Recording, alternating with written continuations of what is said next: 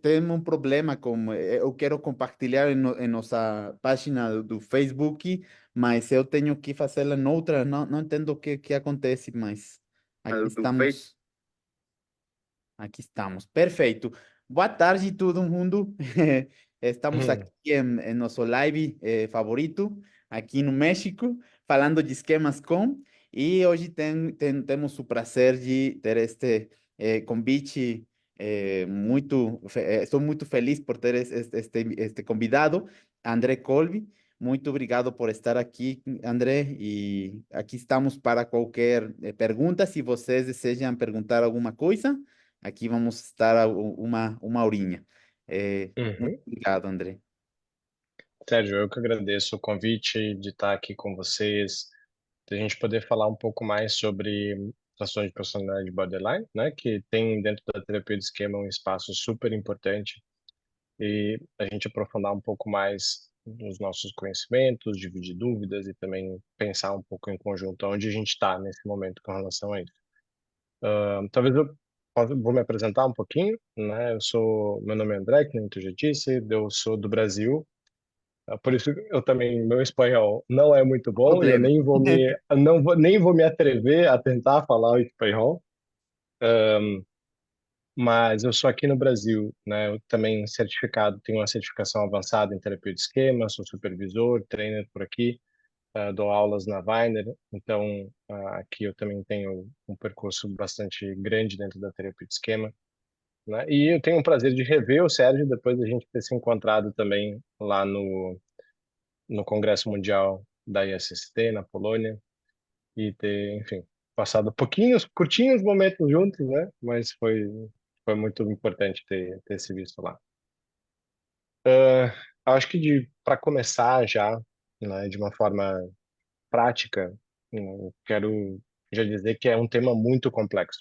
Eu acho que Sim. por mais que a gente tenha muitos estudos e muitos aprofundamentos na área, é muito complexo e eu não pretendo de forma nenhuma, dentro dessa uma hora, responder todas as questões ou ter a resposta para todas as questões, justamente pelo tempo que a gente tem. Eu acho que é uma temática que a gente poderia ficar várias horas debatendo e conversando sobre.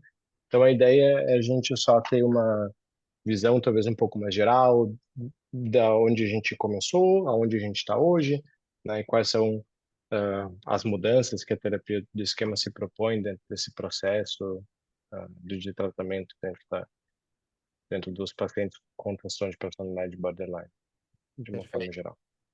Perfeito, André. E para começar, eu gostaria muito de conhecer sua percepção, como podemos conceitualizar estes pacientes com transtorno borderline, a diferença dos outros modelos, que coisas em nossa conceitualização são diferentes desde sua perspectiva. Uhum, perfeito, uma ótima pergunta. Sérgio, e para responder essa, eu vou dar um passo ainda para trás, tá? Se a gente parar para pensar em diagnóstico, a gente tem que lembrar que o transtorno de personalidade borderline ele se difere dos transtornos de humor. Muitas vezes as pessoas têm dúvidas sobre como a gente caracteriza, como a gente faz o diagnóstico em si.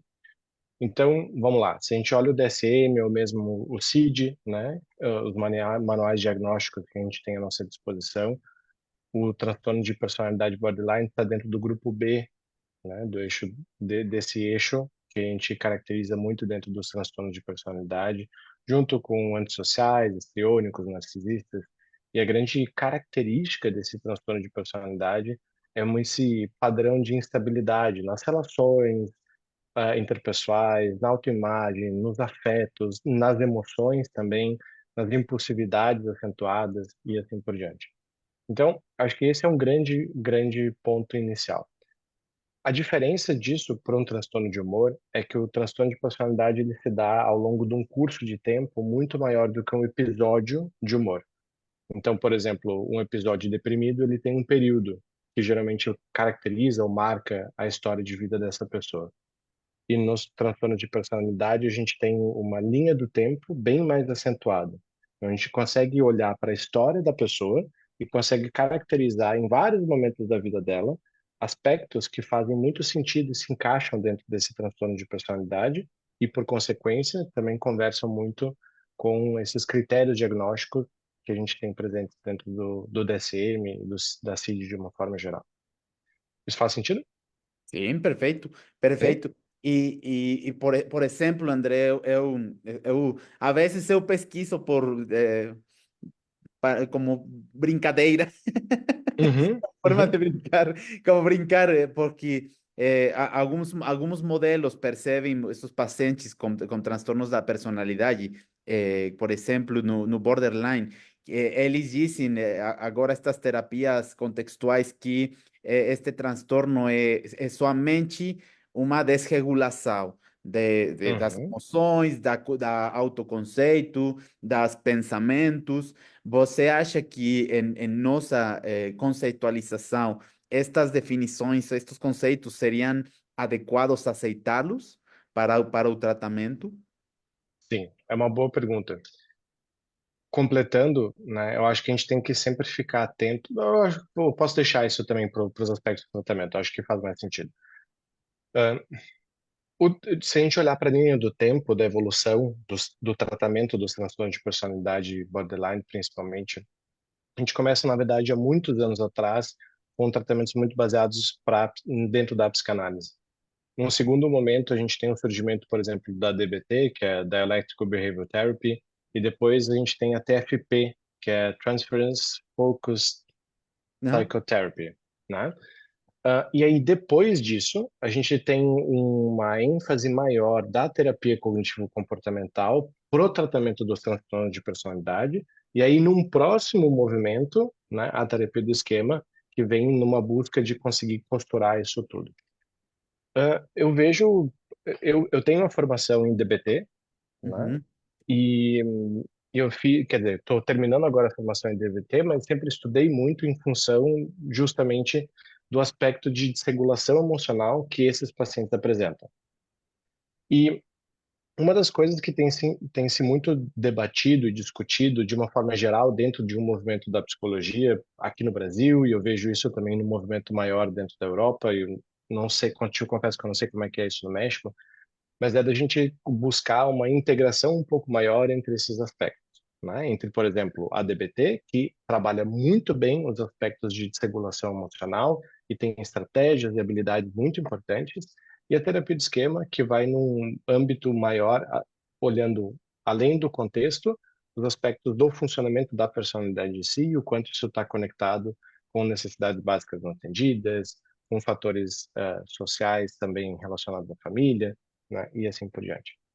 Então, eu acho que a gente tem um espaço de diálogo e de conexão que é super possível de ser feito. A, DB, a DBT, ela está dentro dessas contextuais, né? Dessas terapias contextuais, dessa onda que tem sido muito forte, muito importante em termos de pesquisa também da psicologia.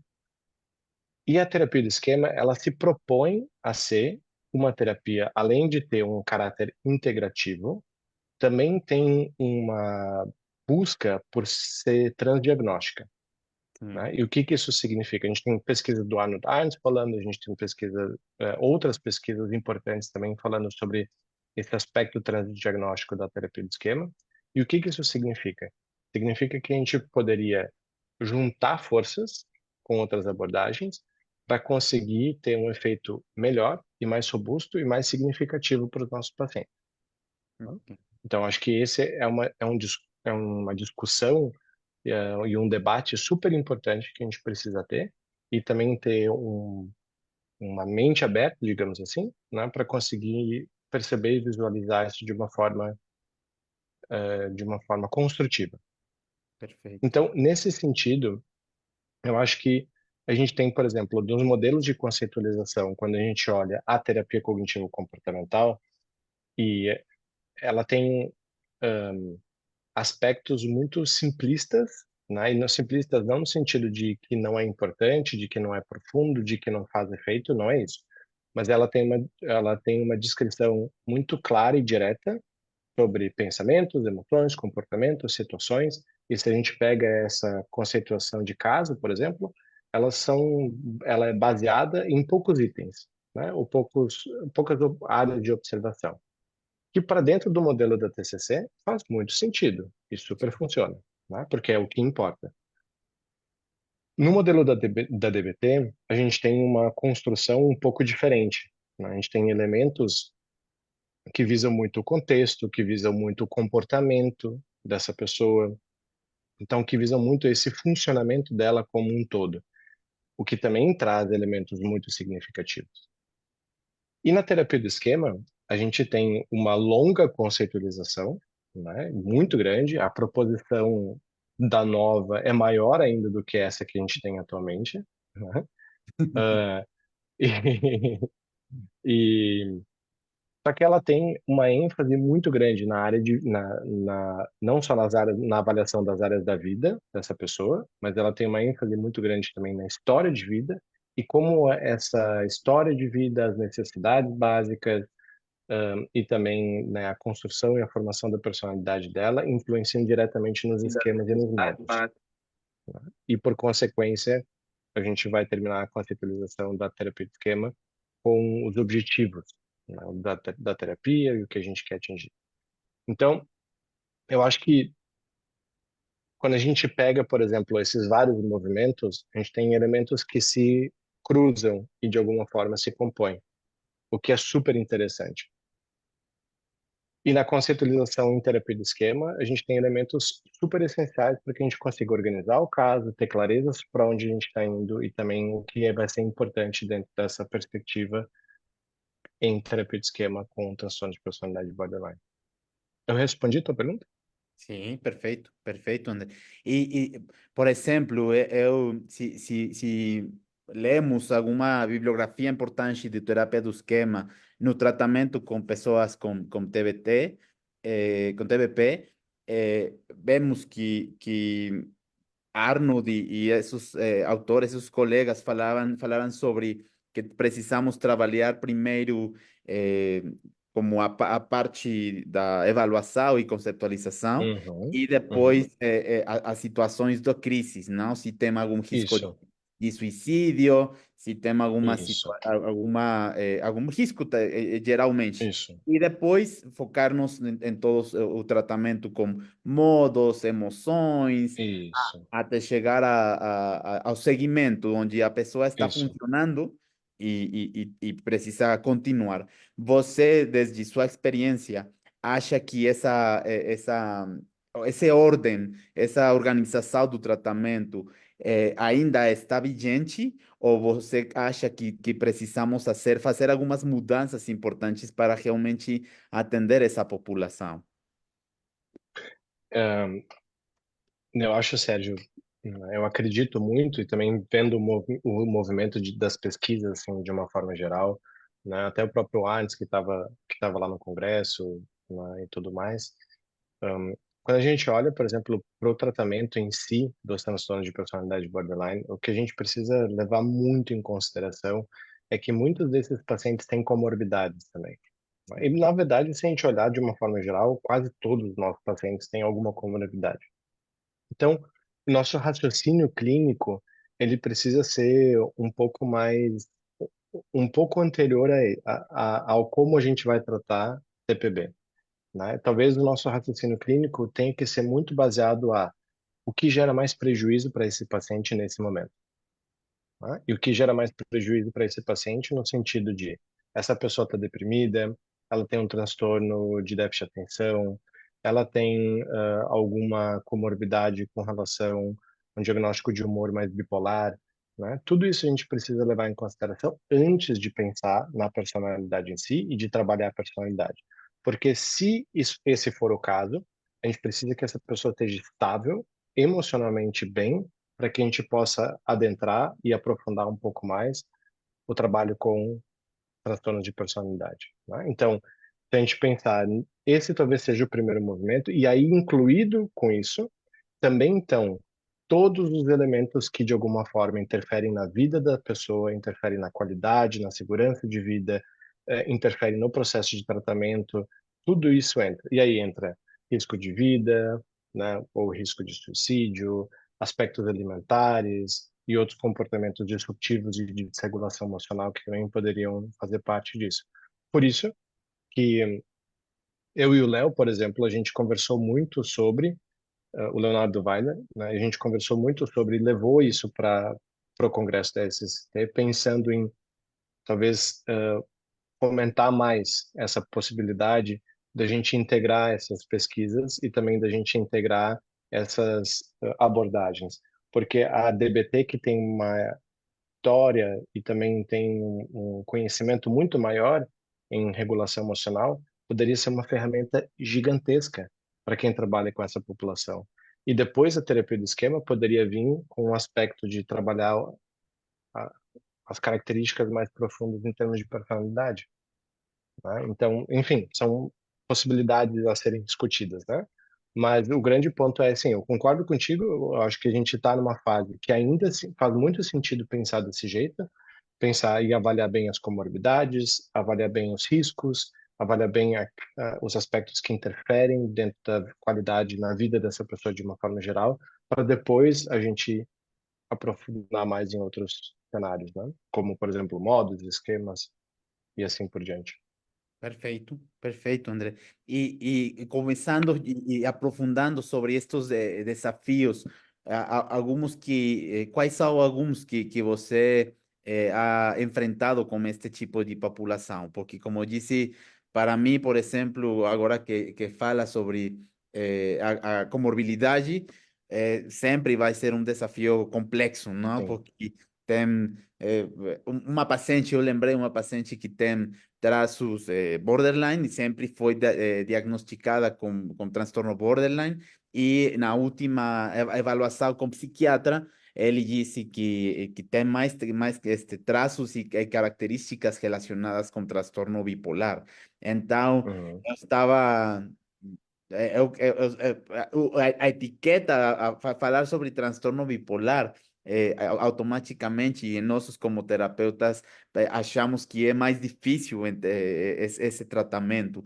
Então, não sei se você, quais são esses desafios que você ha logrado enfrentar e quais são como os mais difíceis para você na prática clínica. Acho que tem vários desafios dentro da prática clínica nesse tratamento em si, né? Acho que o primeiro grande desafio que nós, como terapeutas, a gente precisa enfrentar é não julgar ou caricaturar esses pacientes ou de alguma forma botar um rótulo em cima deles, né? Porque muitas vezes dentro da psicologia se vê muito o transtorno de personalidade borderline como sendo um transtorno intratável ou uma pessoa que é muito refratária, ou seja, muito difícil de ser tratada e por conta disso não tem o que fazer. E é mentira, a gente tem muita coisa para fazer e muita coisa para trabalhar com essas pessoas, inclusive em termos de valores, em termos de qualidade de vida, em termos de ganhos sociais, de habilidades. A gente tem muitas, muitas, muitas, muitas coisas para fazer. Ah, e nesse sentido, né, eu penso muito numa frase que é mais ou menos assim, do Kelly Wilson, da ACT, né, que ele fala que os livros são muito importantes, a teoria também é muito importante, mas vai chegar um momento onde a gente vai estar frente a frente com com a pessoa que nos procura para terapia, com o nosso paciente, conectado coração com coração. E nesse momento, as outras coisas não vão importar, porque o que vai importar muito é o quanto a gente vai conseguir estabelecer uma relação humana e conectada com essa outra pessoa. Então, mesmo que muitas vezes a gente coloque uma chancela e que a gente coloque um rótulo em cima de alguns pacientes e que a gente dentro da psicologia de forma errônea faça isso com frequência, uma das coisas mais importantes, um dos desafios que eu vejo que existe imensamente dentro do tratamento, também dos meus supervisionandos e de outras pessoas que eu acompanho, é conseguir fazer uma construção de uma relação terapêutica que seja sólida.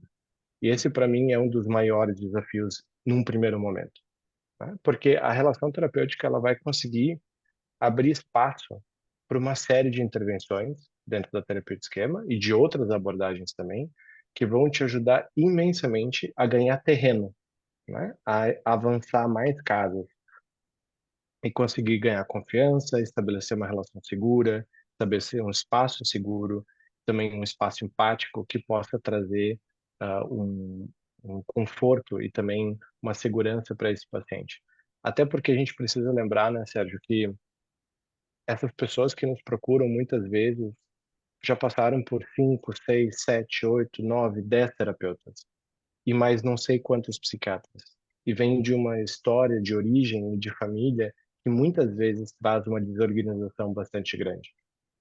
Então a gente precisa construir esse espaço realmente seguro, né, para que seja possível a gente endereçar mudanças e falar assim, confia, a gente vai juntos e a gente vai conseguir fazer essa mudança. Só que vai demorar, né? E vai levar tempo para a gente conseguir fazer isso, mas é super possível. Então, para mim, um dos primeiros grandes desafios, os dois grandes desafios num primeiro momento, um é a questão da rotulação e dos julgamentos. Dois, né, acho que o outro desafio é a gente conseguir estabelecer e construir uma relação sólida. Acho que um dos outros grandes desafios é também que eu vejo nos clínicos de uma forma geral é conseguir fazer essa distinção entre os transtornos de humor e o transtorno de personalidade, e entender quando que isso vem junto e quando que isso é separado. Sim. Depois, um quarto ponto que eu vejo como sendo também bastante difícil são os aspectos de regulação emocional. Tem muitos clínicos dentro da terapia do esquema que têm dificuldade em termos de habilidades para regulação emocional. Eu acho que é um treinamento que deveria existir dentro da terapia de esquema de uma forma mais robusta. Sim.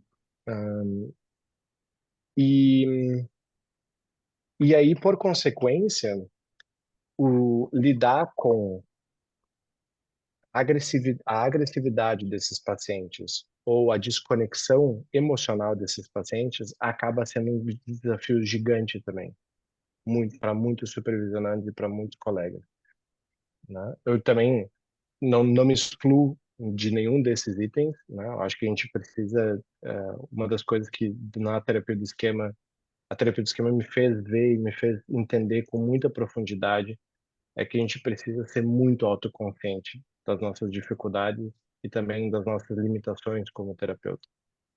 E no tratamento com os transtornos de personalidade de uma forma geral, eu acho que isso é ainda mais importante e se realça ainda mais.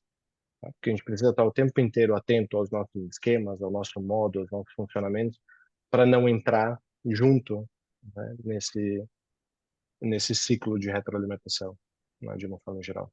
Faz sentido isso? Sim, totalmente, André. E são pontos muito importantes, porque para muitos, por exemplo, muito supervisados, eles falam de que se automaticamente pensam em um paciente com TBP e automaticamente acham que é um paciente com risco de suicídio. E então, esse preconceito, essa ideia automaticamente estão frente a frente, como você disse, com Uhum, bastante com medo, e não realmente podem conectar esse coração com o coração, como você disse, não? E por isso eu acho uhum, que a ponto mais importante, porque se eu falo muito com eles, porque em minha experiência, realmente conectar, sentir essa conexão com nossos pacientes, eh, essa conexão automaticamente faz que o paciente tenha menor risco do suicídio, porque temos uma razão para continuar, temos uma esperança no tratamento e, como você uhum, disse, tantos terapeutas e tantos psiquiatras, pues, é cansativo para os pacientes. Então, ter um uhum. terapeuta realmente conectado com eles faz a diferença totalmente.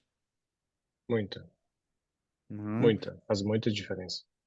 Sim, e este ponto de também formarmos relacionado com estratégias de autorregulação, acho que também é muito importante, porque ainda muitos estudantes estejam estudando psicologia, acho que nunca realmente nos capacitam, nos treinam para a autorregulação com pacientes, e inclusive com nossos, nós sabemos Sim, realmente autorregular-nos nossos mesmos.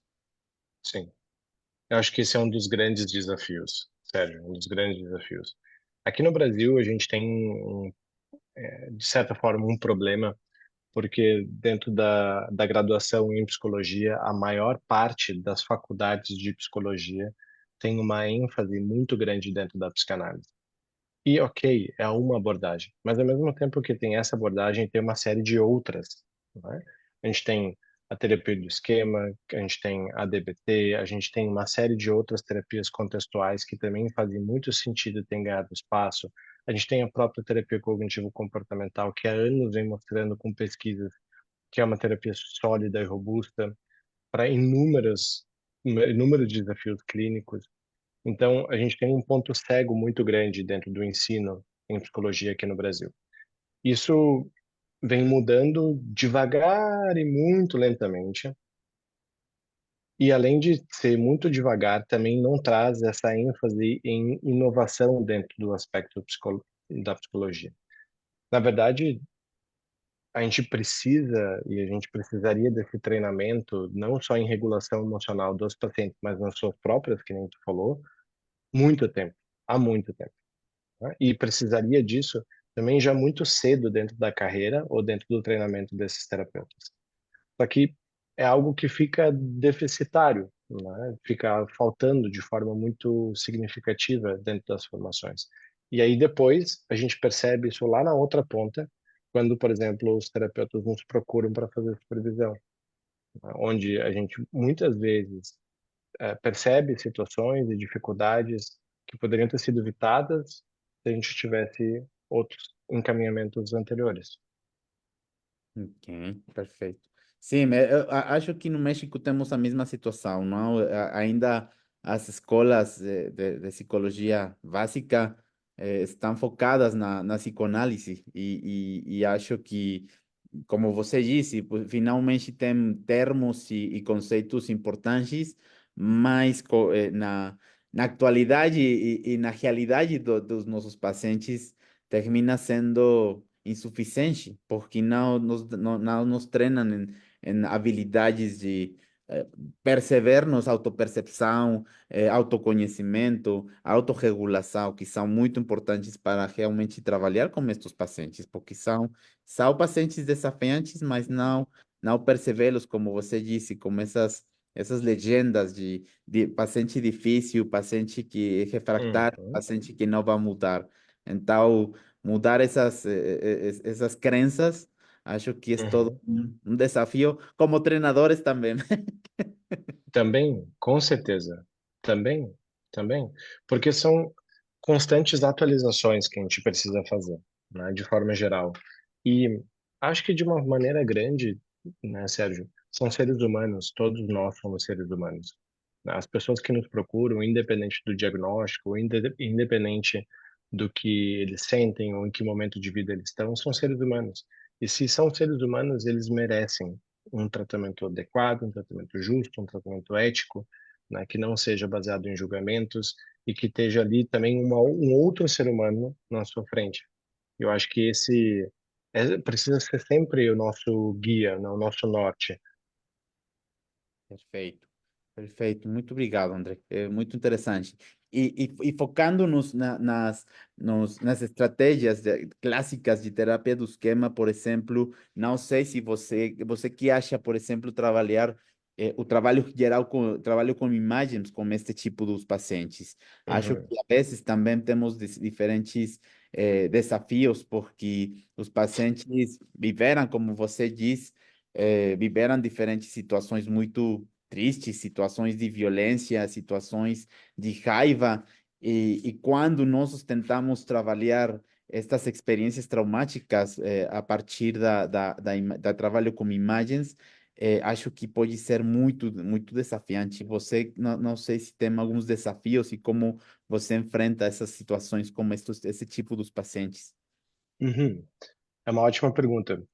Sabe, Sérgio, que assim, o tratamento, o trabalho com técnicas vivenciais, ele vem depois de uma série de coisas, né? Então a gente estava listando aqui algumas, então vamos tentar colocar aqui numa ordem. Mas todo o aspecto de comorbidades, de tentar entender se tem algum outro diagnóstico, usar essa parte inicial, né? Esse primeiro pontapé inicial do tratamento com a conceitualização de caso, fazer o manejo de crises, de regulação emocional, para daí a gente começar a entrar nos aspectos realmente que falam sobre intervenções em terapia de esquema. E mesmo quando a gente pensa em intervenções em terapia do esquema, antes das técnicas vivenciais, a gente tem todas as técnicas mais cognitivas ou de psicoeducação, que até tem técnicas de imagem incluídas, como, por exemplo, as técnicas de foto, né, ou as técnicas de acesso por imagem, onde a gente quer psicoeducar o paciente com relação a um esquema e fazer uma conexão com uma parte da história de vida dele, e aí pensar como seria isso através da imagem, pedir para ele se conectar com uma lembrança. Então, tudo isso vai fazer parte desse primeiro pedaço, desse primeiro momento, né, da TE de uma forma geral. E aí depois, quando a gente pensa realmente em modificações de esquemas e modos, entrando mais em técnicas vivenciais, como técnicas de cadeira, técnicas de mudança por imagem, né, e assim por diante, a gente, na verdade, tem que sempre pensar o que que faz mais sentido para qual paciente, em qual momento do tratamento e de que maneira. Porque para alguns pacientes, por exemplo, se o Sérgio fosse meu paciente e tivesse esse diagnóstico, talvez o trabalho com ele seria muito mais por imagem. Mas talvez o André, que fosse esse paciente e tivesse esse diagnóstico, o trabalho dele fosse muito mais por cadeiras, porque faria mais sentido dentro da história de vida dele. Então a gente teria que pensar muito como utilizar essas estratégias. Mas eu acho que o grande desafio dentro das técnicas de imagem, especificamente, é construir limites que sejam claros. Porque uma das grandes dificuldades que existem dentro das técnicas de imagem é a gente endereçar elas de uma forma muito solta e de uma forma muito aberta. Então, Sérgio, por favor, feche os seus olhos, respira uma vez bem fundo e agora lembra de uma situação da tua infância. A probabilidade disso nos levar para uma situação extremamente traumática ou que tenha uma intensidade emocional muito grande é gigantesca e a gente não tem controle sobre o que acontece quando o paciente fecha os olhos. Isso é diferente de, por exemplo, com um paciente em técnicas de imagem, dizer para ele, por exemplo, Sérgio, agora fecha os seus olhos, respira uma vez bem fundo, né? E a partir desse momento eu quero que tu entre na tua história de vida e tu busque por uma situação onde tu te sentiu ansioso, chateado, triste, de forma muito parecida com a que a gente estava conversando agora em sessão. Então tu dá um contorno, tu dá um limite até onde o paciente vai ir. Se tu quiser, tu pode determinar um tempo, por exemplo, mais ou menos quando tu tinha tal idade, quando tu tinha 10, 15, né? Então a gente pode contornar um pouco de uma forma mais segura essas buscas por imagens. E eu acho que isso nos dá uma segurança para justamente não retraumatizar os pacientes. Porque o Sim, nosso objetivo dentro das técnicas de imagem não é entrar numa cena traumática e mudar o acontecimento em si da cena traumática, mas é fazer com que o paciente, antes de um determinado trauma, se sinta melhor, e a gente reconstrua essa experiência. Até porque a TE nem se propõe a trabalhar com trauma em específico, né? Quando a TE entra muito quando a gente começa a pensar em trauma complexo, mas essa é uma outra história, né? Não é necessariamente a nossa conversa de hoje. Mas o fato é que tem dentro dos transtornos de personalidade borderline, tem muitos eventos desencadeadores e tem muitas imagens e lembranças e sensações e situações que são desencadeantes. Eu acho que esse é o nosso grande desafio. Dentro das imagens, saber aonde a gente está pisando, aonde a gente quer ir, por que que a gente está fazendo aquela determinada técnica e por que que a gente não pode, de forma nenhuma, fazer com que o paciente reviva isso de forma tão traumática ao ponto de retraumatizar ele de novo. perfeito. Perfeito. E esta pergunta, André, foi focada porque aqui no México, não sei no Brasil, mas no México agora está como, é muito popular e muitos terapeutas estão com estas formações focadas na trauma. Por exemplo, Uhum. EMDR, não sei se você, não Sim, sei se esse é o conheço. nome Uhum. no Brasil, e esse Uhum. tipo de estratégias que são focadas no trauma, e eu trabalho com diferentes supervisados e eles automaticamente querem trabalhar essas estratégias MDR, Uhum. estratégias corporais, pero eu falo com eles justamente sobre ter muito cuidado, por isso esses protocolos de trabalho com imagens na terapia do esquema, por isso, para mim, ao menos, acho que são muito mais seguros, porque, como você disse, temos mais controle, podemos escolher uma idade específica, podemos deter essa imagem para que o paciente não reviva essa experiência traumática, coisas que não acontecem com outras estratégias. Não conheço muito sobre EMDR, mas alguns pacientes que tinham essa experiência de trabalhar EMDR vir agora para a terapia do esquema e disse, Sérgio, é que meu terapeuta disse que ele abriu essa experiência traumática, mas agora preciso trabalhar com você. E eu sempre estou com essa pergunta em minha cabeça, não? Falando, por que abrir reviver esse trauma para curá-lo? Não, então agora muitos modelos têm essa percepção. Para curar trauma, precisa reviver algumas situações. Então, por isso queria justamente por isso perguntava lá no Brasil como é esta situação. Sim. Na verdade, aqui no Brasil, o- os aspectos focados em trauma, eles têm também tomado um espaço maior. E eu acho que até é justo e faz sentido a gente observar, talvez, outras formas de trabalho e também entender um pouco mais como isso se afunila. Mas, sabe, Sérgio, eu sou muito cético em algumas situações e eu acho que o que me faz ser muito cético é também pensar muito naquilo que é cientificamente validado, né? E aquilo que tem uma robusteza maior cientificamente. Se alguém me provar e me mostrar com um bom ensaio clínico randomizado que faz sentido, eu vou ser o primeiro a me inscrever num curso e fazer, né?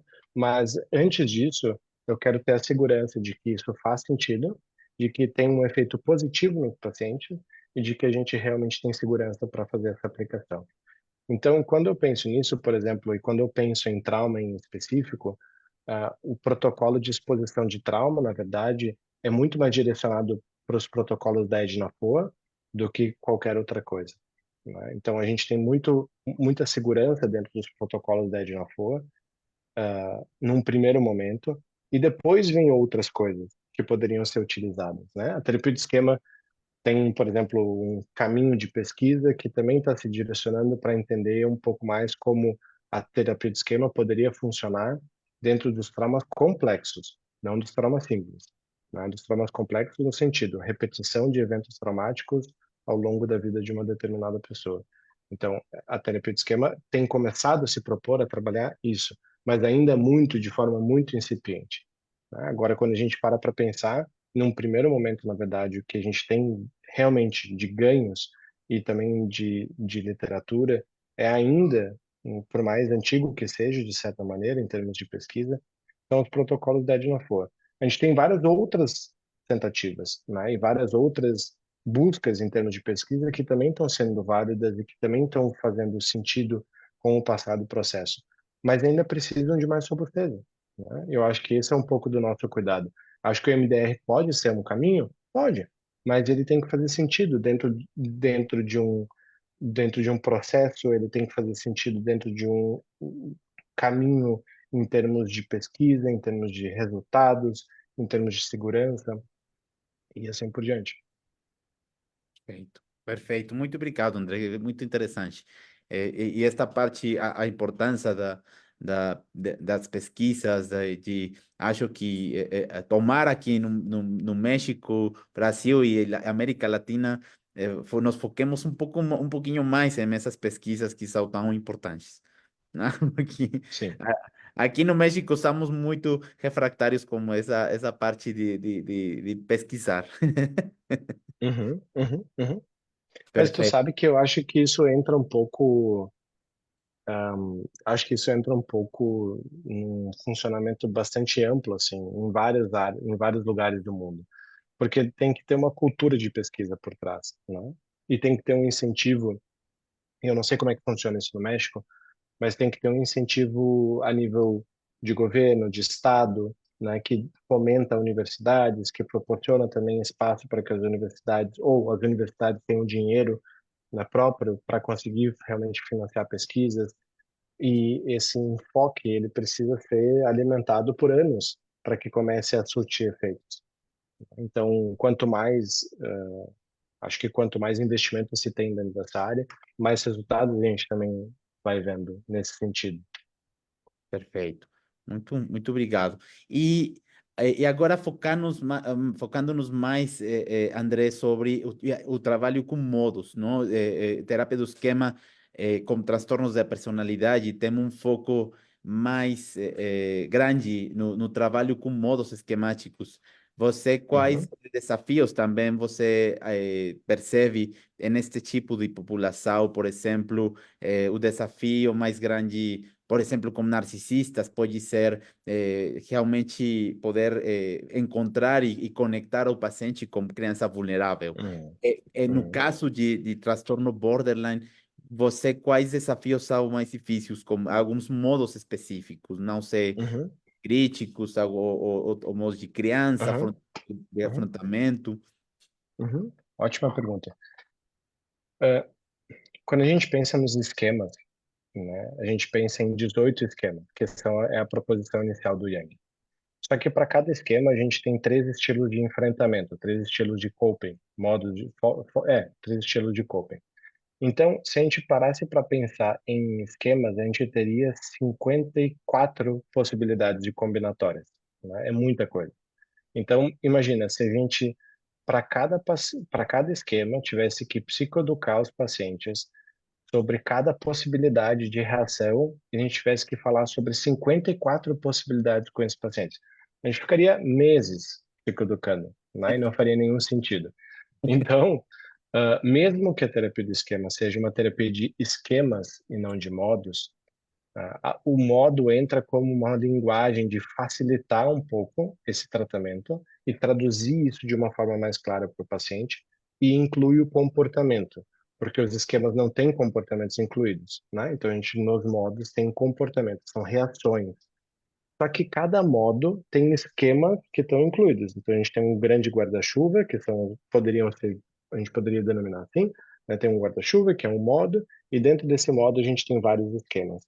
Acho que a nossa sutileza, e por isso que a conceitualização é tão importante, é entender quando um paciente se ativa em termos de modos, quais são os esquemas que estão ativados em conjunto.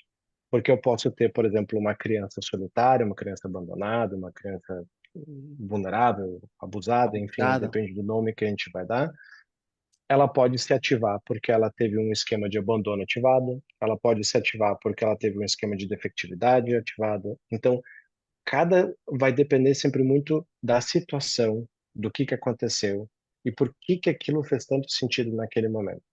Então, em termos de raciocínio clínico, a gente vai estar sempre tem que estar sempre afiado para durante as sessões e percebendo o que está acontecendo. Por que esse modo apareceu nesse momento? Né? Por que ele veio nessa situação? E aí, quando a gente pensa nos modos em específico, eu acho que tem alguns que fazem mais sentido, assim, todos os modos aparecem dentro dos transtornos de personalidade borderline, mas alguns aparecem com um pouco mais de ênfase ou trazem um pouco mais de dificuldade para os clínicos de uma forma geral, né? Primeiro é muito difícil acessar a criança vulnerável, ou a criança abandonada, ou a criança abusada, ou a criança solitária, que é, na verdade, o nosso grande objetivo, né?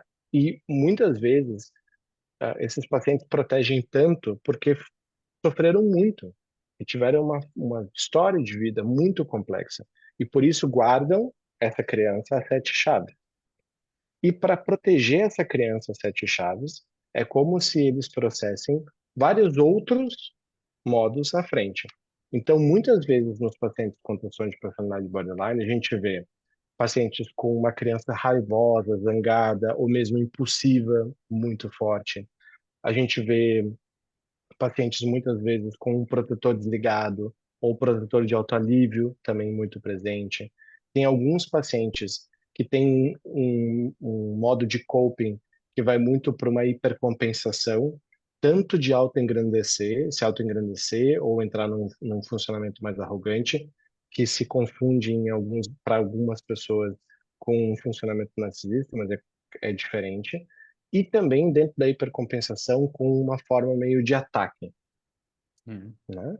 Então, esses são alguns desafios. Acho que esses são alguns modos. O desafio é transpor esses modos de coping, né? É conseguir negociar com eles. É conseguir dizer para eles, não, eu entendo, faz sentido que tu esteja aqui, mas eu sei que por trás disso tem muito sofrimento. E para que a gente consiga cuidar de ti, a gente precisa olhar ali para trás. Quem está por trás? A dor que está por trás. E eu estou junto aqui contigo. Por isso que a relação terapêutica vai ser tão importante, Sim. né? Sim, sim, e também não ter não julgar ou ter ou ideias ruins sobre esses modos de enfrentamento, de coping, porque a vezes eu trabalho, André, em uma clínica de dependência química e Aham. muitos deles têm transtornos da personalidade Uhum. e eu escuto alguns colegas ou alguns profissionais que somente quer focar no tratamento do vício, não? Vamos a diminuir o consumo da droga, vamos a trabalhar o consumo de álcool e esquecem completamente como se não existisse esse modo de criança, essa criança que foi abandonada, abusada, que viveu Uhum. tantas experiências difíceis e somente foca no consumo. Então, eu acho, e eu sou, tenho essa percepção de que não vai funcionar um tratamento se eu somente foco no comportamento dele. Uhum. Exatamente. Né? Não é só sobre o comportamento, é sobre, principalmente também, sobre o padrão de funcionamento interno, emocional que essa pessoa tem. Então, eu sei que, e por isso que eu preciso ler e ter um mapa muito claro, por isso que a conceitualização, de novo, é essencial. Eu preciso ter muito claro por onde eu estou navegando com essa pessoa. Por que que ela está de novo numa hipercompensação? Por que que ela se desconectou? Por que que ela busca o autoalívio? O que que aconteceu na situação, na vida dela nessa semana que foi um gatilho para que ela voltasse a agir dessa maneira e para ela se sentir dessa forma também? E a ideia é que a gente consiga transpor isso para daí chegar, sim, né, nessa vulnerabilidade ou nessas crianças que de alguma forma estão feridas e precisam desse espaço de cuidado também, Assim né? é. Como é que a gente vai fazer isso? Bom, aí entram todas as técnicas que a gente tem dentro da terapia de esquema, né? Desde cadeiras, roleplays invertidos, técnicas de imagem. A gente tem N opções, né? Tem realmente muitas, muitas, muitas opções. Perfeito, perfeito, muito obrigado, André. E uma última pergunta que eu tenho curiosidade de. Eu acho que da maioria dos pacientes com este transtorno, tem um crítico punitivo geralmente muito forte, André. Não sei se quando o paciente tem essas mensagens tão ruins contra deles mesmos você não sei como pode atravessar ou ter esse funcionamento com esses desafios quando o crítico é Uhum, muito forte. Não uhum, sei uhum, você na sua experiência você que faz ou que ajuda ao paciente ter mais força que esse modo. uhum. Boa. Eh, os lados críticos, eles muitas vezes aparecem quando o paciente começa, na verdade, sim, os modos críticos, de uma forma geral, eles estão sempre presentes dentro do tratamento também. No livro do Arne Dine sobre transtorno de personalidade borderline, tem uma imagem muito clara sobre como esses lados funcionam, né? Como esses modos funcionam.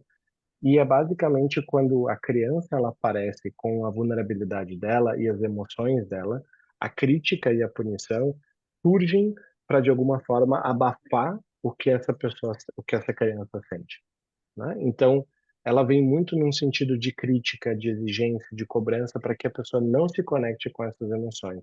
E se a gente olhar para a história de vida dessas pessoas, muitas vezes foi isso que aconteceu. Foi uma falta de espaço onde elas puderam expressar aquilo que elas sentem, foi uma falta de espaço onde elas puderam ser quem elas são, onde elas puderam ter segurança de acolhimento e também de direcionamento sobre aquilo que elas precisavam na vida delas, enfim, né? Então, na verdade, o que acontece internamente muitas vezes é uma representação daquilo que aconteceu externamente. Hum, a gente tem entre aspas, uma regra dentro da terapia de esquema, que é mais ou menos assim, né? O nosso grande objetivo no trabalho com modos é conseguir, de alguma forma, limitar essas vozes críticas e punitivas, né? E também críticas punitivas e exigentes, negociar com os modos de coping e acolher os lados criança, né? Esses são os nossos grandes objetivos. E para que a gente consiga chegar nessa criança e acolher ela, a gente precisa dar limite para esse lado crítico e punitivo. E aí a gente também tem várias estratégias e formas de fazer isso funcionar, né, Sérgio? Acho que muitas vezes a gente está atento dentro da sessão e conseguir, por exemplo, limitar a ação desse crítico já é um ganho bem importante. Por exemplo, Sérgio, eu entendo que tu tá de alguma forma incomodado com aquilo que tu tá sentindo, mas eu não vou deixar você crítico contigo mais uma vez por estar expressando aquilo que tu sente. Tu tem todo o direito de sentir isso. E aqui exatamente esse é o espaço para que isso possa acontecer, né? Então, essa seria uma forma direta de dentro da relação a gente trabalhar isso. Mas a gente tem várias formas de, por exemplo, através de cadeiras, fazer um diálogo entre lados e conseguir dar limite e também afastar um pouco mais esse crítico. Muitas vezes já dentro das sessões, eu falo assim, olha, eu acho que, né, eu não sei, mas alguma coisa aconteceu e me parece que aquele teu lado crítico apareceu de novo. Isso faz sentido para ti, Sérgio? Tá conseguindo perceber isso também? Sim, eu estou conseguindo perceber isso também. É verdade, André, tu tem razão. Então, vamos fazer um combinado? Vamos parar nesse momento, vamos pegar esse crítico pela mão e vamos botar ele para fora da sala da terapia, porque nesse momento ele não vai ser importante para aquilo que a gente está conversando. A gente quer conversar sobre aquilo que tu sente e não te criticar sobre aquilo que tu sente, né? E aí, às vezes, a gente pode fazer vários movimentos assim, vai conseguir criar espaço e distanciar a pessoa com as emoções dela e o direito que ela tem de se sentir também para essa crítica e exigência que ela muitas vezes aprendeu a fazer consigo mesma com o passar dos anos. Perfeito, perfeito. Muito obrigado, André. Muito interessante e poderíamos falar muitas horas mais. É Mas verdade. Mas nestes minutos, minutinhos que temos, eu gostaria muito, André, se você quiser compartilhar como a gente que está em nosso instituto, ou que está escutando este live, pode contatá-lo. Não sei se você quiser compartilhar Claro, suas redes sociais, algum claro. jeito de contato, é Uhum. o tempo de promoção. De promoção, claro, com prazer. O jeito mais fácil de me achar, acho que é pelo Instagram, né? E no Instagram meu arroba é André M. Kolbe, né? E vai ser, acho que eu sou a única pessoa com esse arroba, então vai ser relativamente fácil de me achar. Ou através do Instituto de Esquemas do México, que também me segue, eu acho que eu também sigo eles, então vocês também conseguem me achar por ali. Deixa eu pensar. Vocês podem me mandar um e-mail também, se vocês se sentirem mais confortáveis. andremichaelkolbe@gmail.com. Posso mandar isso tudo para o Sérgio depois e ele pode compartilhar com vocês também. E por WhatsApp também, o Sérgio também pode compartilhar depois. O código do Brasil é 55, depois 51 999 81 98 24. E aí vocês podem me mandar uma mensagem direto e a gente pode conversar por ali também. Perfeito, André, muito obrigado. E também a gente que quiser ter algum revisor, sobretudo eu falava com o André, as pessoas que estão escutando, para também revisar esses vídeos que na América Latina temos muito poucos, André. Então, que Sim. prazer poder tê-lo, poder mandar nossos alunos que possam e supervisados que possam mandar esse vídeo. Realmente eu agradeço muito, muito, muito, André, esta hora de compartilhar este tema tão importante com tantas coisas que precisamos focarmos mais, Uhum. tentar atravessar estes desafios. Então, foi um grande prazer estar com você, André. Eu agradeço e mando um abraço muito grande até Brasil. E também obrigado a toda a gente que está aqui. Sabem que podem, todos estes vídeos, se não foi possível vê-lo, assisti-lo nesta hora, vai ser também publicado no YouTube, também Terapia de Esquemas, ou Terapia do Esquema México. E também lá podem assistir este tipo de vídeos. E pues muito obrigado a toda a gente. E de novo, André, muito obrigado por esta hora de ter seu tempo, muito valioso, muito importante. Então, nos vemos até próxima. Qualquer coisa aqui Uhum. estamos. Sérgio, mais uma vez, muito obrigado pelo convite, por poder estar aqui com vocês. Agradeço imensamente a todas as pessoas que puderam estar aqui assistindo ou então que vão assistir depois, né? Se vocês precisarem de qualquer coisa, né, e eu puder ajudar de alguma forma e tiver o meu alcance também, não hesitem em me procurar ou me procurar através do Sérgio, né? Eu estou à disposição para ajudar vocês também, tá Muito bom? obrigado, Um André. grande abraço, Um abraço. um grande abraço e até a Tchau, tchau. próxima. Até a Tchau, próxima. tchau. Tchau, tchau.